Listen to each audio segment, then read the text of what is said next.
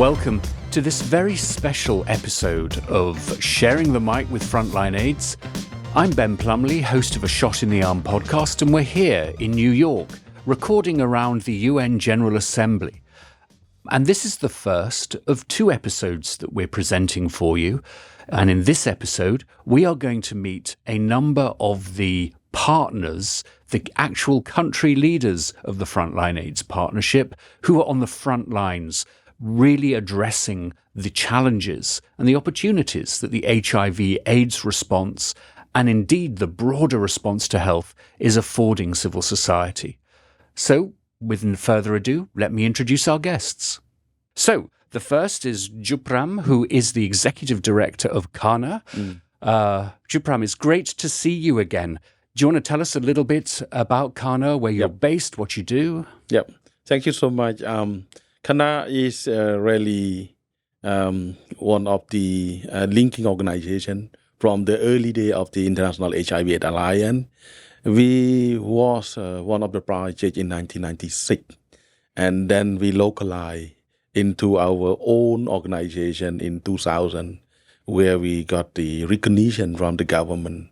Right now, KHANA we still maintain our core work on HIV from the early day, but we expand our role to more focus on HIV related to TB, HIV related to sexual reproductive health and family planning, HIV related to non-communicable disease, and HIV associated with the pandemic preparedness, prevention, and response, where we also involved in COVID-19 community communication, risk communication, and community engagement, as well as try to ensure we continue to maintain services on the ground for people living with HIV, people affected by TB, and ensuring that the no stock out of the drug, but importantly, making sure that these people are safe from COVID-19. We also doing some aspect around promoting the human rights, especially the right among the most marginalized and vulnerable population, to making sure that their right to health care, are really received and obtained and provided by service provider. And we're looking at how these people can continue to voice out their concern, continue to be meaningful engage in HIV, TB, and issue concerning that affect their life. I do think that KHANA has been a world leader in forging the links between HIV and other issues, and that's so important in this decade of the 21st century. I think KHANA is just driving the agenda globally. So thank you. Thank you. Our next guest is from an organization that's close to everyone's hearts, the Alliance for Public Health in Ukraine. And we are joined by Zahed Islam, who is the Director of Treatment. It's so great to have you here. Zahed, what's important to you this week? Are you pleased that Zelensky got so much coverage at the start? Well, absolutely. Thanks, Ben. Good to be here. And I think Alliance for Public Health was a partner with Frontline AIDS, as you know, as like KHANA back in the days of 1999. And somewhere along the line, around 2005, we also became independent as an organization. And now Alliance work with, strategically we work with HIV, but also tuberculosis and hepatitis, of course, COVID. And then since war broke out, we needed to actually expand our activities a little bit more, going into humanitarian aid support and also providing, people with transportation and giving different kind of humanitarian support that usually we never did before. So these were kind of a new area we needed to embark because the country was really got into war. So, and a lot of things have happened over the last 18, 19 months. And the Ukraine and the Alliance for Public Health, the resiliency of the people and also the organization and the system has actually shown that Ukraine can withhold such tragedy. So what we are looking at, I think, is very good that Zelensky was here and he got he should be getting the coverage he got. And also yesterday, there was a prize on tuberculosis called Cochrane Prize, was given to Ukraine as, the country and the organizations who are working so hard in the last year to actually progress the tuberculosis. I think one of the things that's so interesting about Alliance for Public Health is the way that you have really stepped up to the plate. When Russia started destroying healthcare facilities, it was the Alliance that was doing these mobile clinics, transporting people. Yeah. And I think there is, in the context of all kinds of emergency responses, there's a really key lesson there to be shared. Exactly. We were actually, the country was, since the war started, everything got collapsed, right? So there was issue of supply chain, shortage, and etc. So working with the donors, we were able to ensure the supplies of medication for especially most vulnerable population, people injecting drugs like opioids, and those drugs were available. And also people who fled the country, being in Europe and other neighboring countries, we were able to ensure wherever they went, so they could have a connection to a healthcare facilities. For example, if someone needed TB treatment or HIV treatment, they could tap into our how do you call it? This is not a WhatsApp, but there's another one. We don't need to promote it, but basically an app. Yeah, an communications app. Yeah, communication apps where you could actually do as a chatbot. Yes. Through a chatbot, you could actually direct the patients where to seek support and everything. So we were able to do that at the very onset of the war, and which actually helped quite a lot of people accessing the services. So, for us, from this week, what we would like to see that TB, UHC, as well as PPPR, those are adopted. Yeah. Declarations are adopted, and also have some kind of follow-up. Yeah. With those adoptions, so that not like, because some countries has broken the silence, they have, not kind of completely endorsed it, but we would like to see that even despite that, this, declaration has been adopted and followed through. That would be something that we would like to see happen. And last, and by gosh, absolutely no means least, a longtime friend of A Shot in the Arm podcast, ARASA, which is Southern Africa's really leading human rights NGO. And of course, we have a new executive director of ARASA who is joining us today, Ntombi. Muchuchuti, the executive director. You're Zimbabwean, Yes. Ntombi. Are you based in Zimbabwe, or are you based in South Africa? I'm currently based in Zimbabwe. I'm supposed to be based in Windhoek, Namibia. Oh, that's right, Namibia. Yes, but I'm still in Zimbabwe. So rights, human rights and Africa in a very, very broad way are really on the top of the agenda at the moment. Certainly. Yes. Understatement. You must be extremely busy at the moment.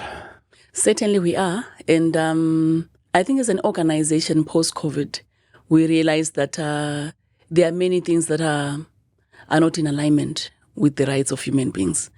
And top of the agenda for us, I think, is the commitments by countries, and also the commitment by the development partners. For ARASA, what we are mainly focusing on is HIV prevention and universal health coverage and SRHR. And why we are here precisely is to ensure that these declarations are adopted.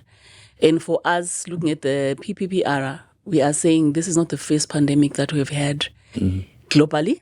And we want to see that what does the adoption mean, especially for the countries where we come from. We also recognize that countries are at different levels, both economically and in terms of the progress to the SDGs. What does the Universal Declaration mean to the countries at the lowest or the bottom of the food chain? And does the declaration take cognizance of the diversity and the various levels as to which countries are? Do declaration come with a package? Or is a prescription and everyone else will go home and mind their own business? So as ARASA, we are here. And surprisingly, when you look at the organizations from the civil society that were accredited to be part and parcel of the UN UNGA, I would say, there are very few civil society organizations which actually portrays the lack of appreciation and understanding of the accountability framework. If the declarations at the end of everything here, who has to ask who to account to whom? So the absence of civil society or the limited number of civil society, I think, is also one of the things that makes it a challenge to demand accountability. You do a wonderful segue to bring us into the first discussion item, which is around the engagement of civil society in this week. Believe it or not, 22 years ago, I was the UNAIDS Civil Society Coordinator for the first UN General Assembly special session on HIV. 2001. Yeah, 2001, yeah. I haven't changed a bit. But what was so interesting then was the flourishing of civil society organizations who were part of the event. And this week, and we're in a little bit of an alphabet soup with pandemics, preparedness and response, high-level forum with tuberculosis, high-level forum with the Universal Health Coverage Forum. There's a lot happening this week, but it really does seem that civil society is being systematically and deliberately excluded. Is that your sense? I would say this is the UN week, right? But I really love to see it's also a UN week all about the global health week. But importantly, when we're talking about addressing the global health, who are the people that most suffer? Are the community on the ground?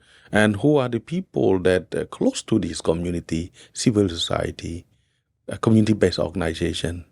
And these are the people that work alongside with the people. But when it comes to discussion, there is a limitation of the engagement of these people.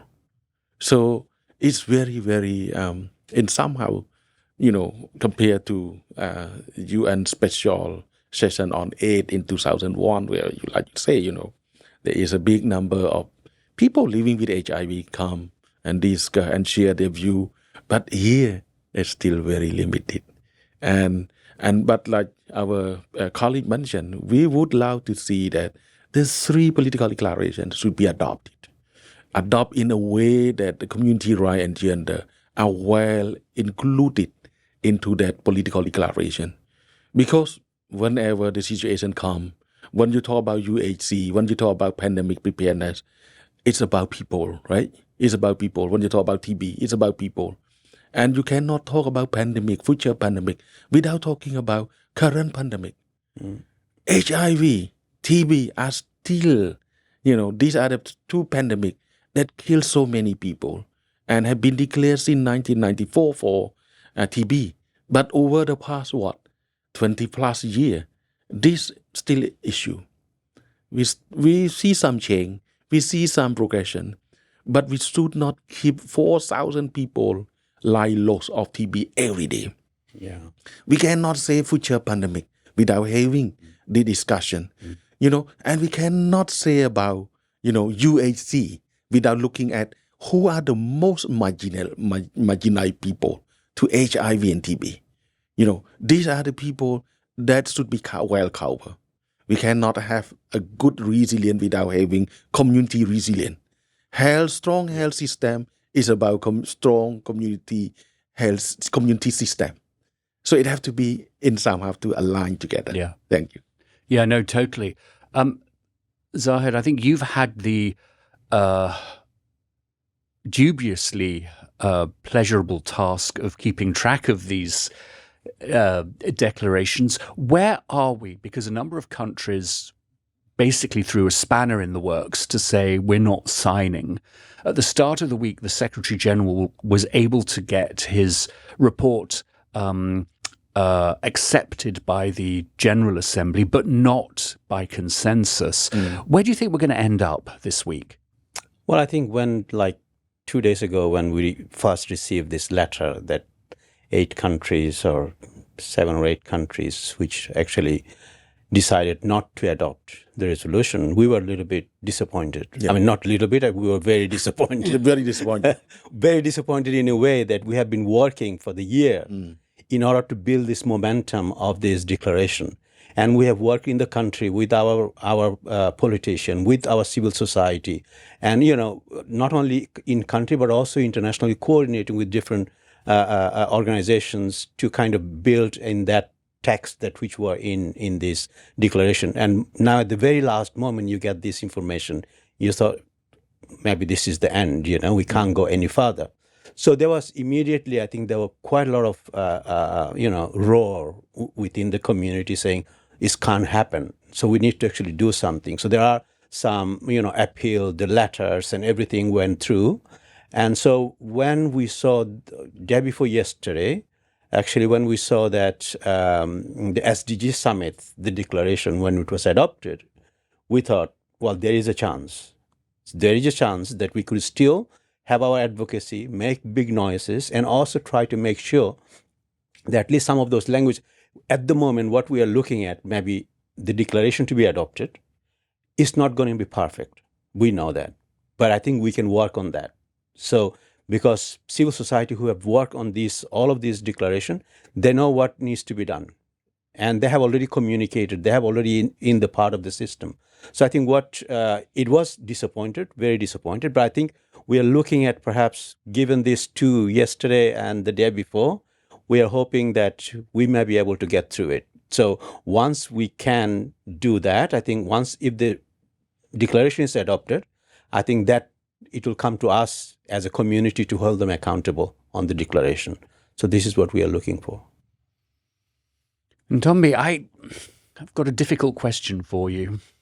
Given where we are and given what Zahed has described, some commentators have suggested that, northern countries really misjudged the atmosphere and the mood of coming into this UN General Assembly week, and the sense that this was really Africa's chance to shine.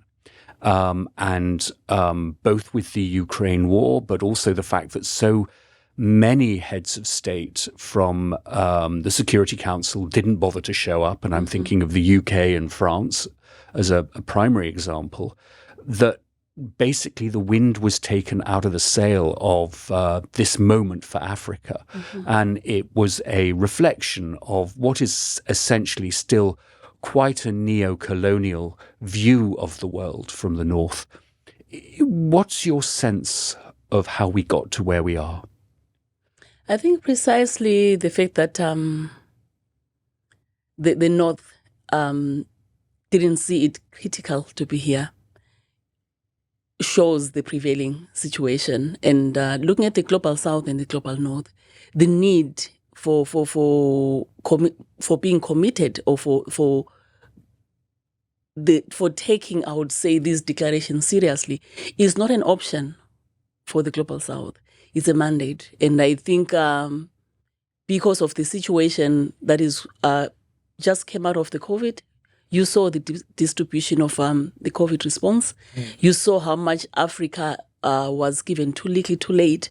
You saw how then the patency and science was controlling the global South. So for the global South, I think for me, it's not a desperate measure to come, but also to come and showcase how the global South, or how Africa can be coordinated and can come together as a team to try and address issues that affect the global South.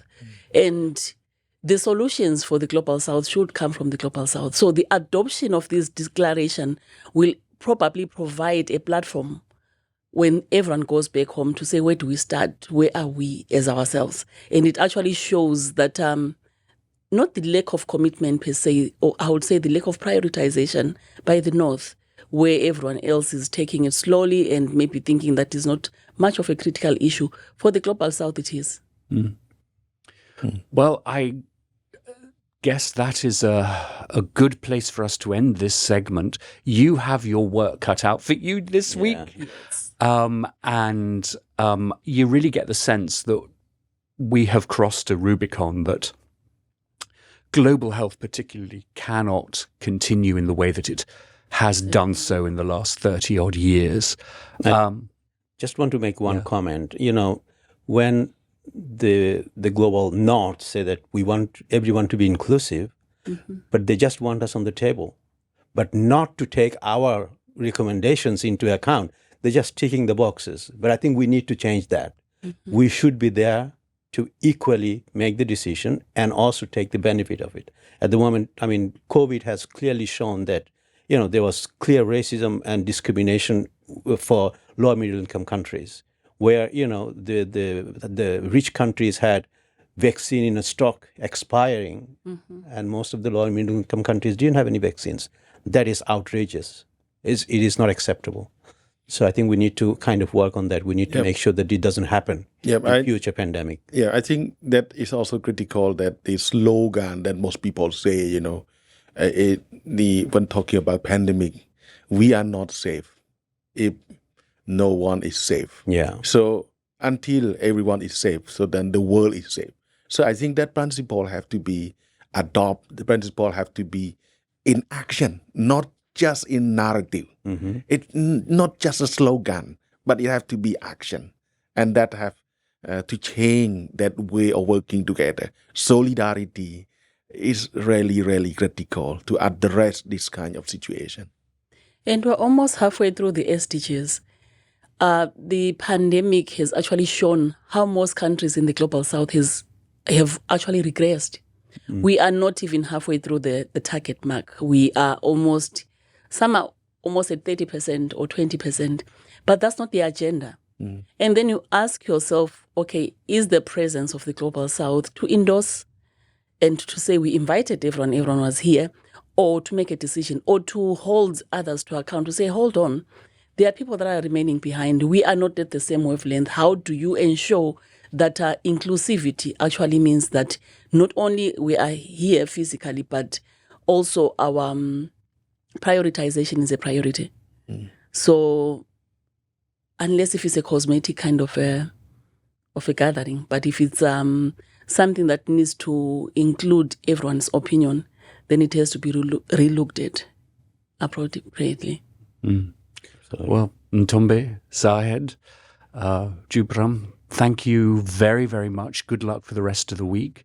I hope you'll be coming back and keeping us abreast of what happens when the real work starts. Yeah, certainly. Absolutely. Okay, well, we'll take a quick break and we'll be right back. Thank you. Thank you. Well, that's it for this episode. Thanks so much to Choub, to Zahed, and to Ntombi. And thanks to our director and producer, Erica Spera of Newsdoc Media. Thanks to Chad Parisman, our New York producer. Thanks to the Frontline AIDS Partnership, and particularly to Ali Liu. Hope you enjoyed this episode and look forward to seeing you in the next.